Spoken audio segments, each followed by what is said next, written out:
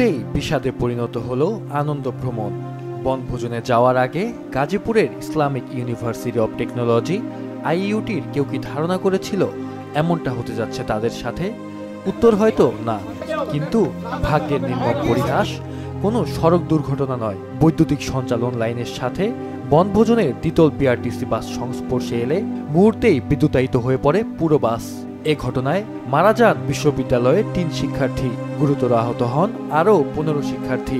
তাদের উদ্ধার করে ময়মনসিংহ মেডিকেল কলেজ হাসপাতালে নেওয়া হয়। আজ বেলা 11:15টার দিকে গাজীপুরের শ্রীপুর উপজেলার তেলিহাটি ইউনিয়নের উদয়খালী গ্রামে এ ঘটনা ঘটে।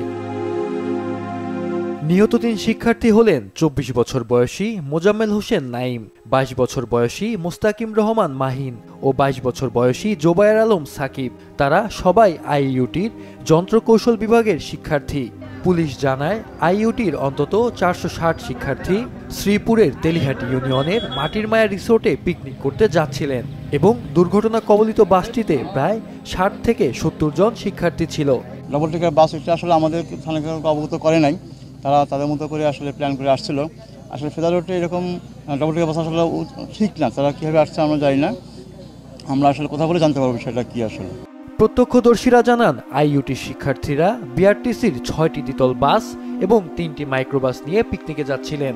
এর মধ্যে 5টি বাস রিসোর্টে চলে যায়।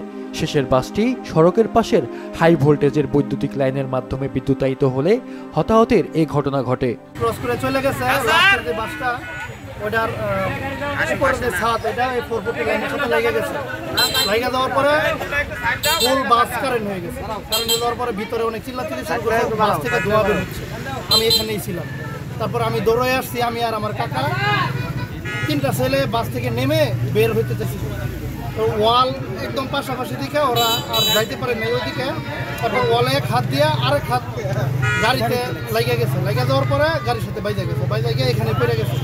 পড়ে যাওয়ার পরে একজনকে আমি ওই শুকনা লাকড়ি দিয়া গুঁতো দিয়ে বডি আলাদা করছি, বলছি যে এরকম আগুন লাগছে, খুব তাড়াতাড়ি লাইন অফ করে।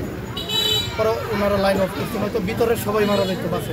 হাত নাই, পাও নাই, চাপার এক সাইড নাই, এইভাবে পুজো এমন হয়েছে।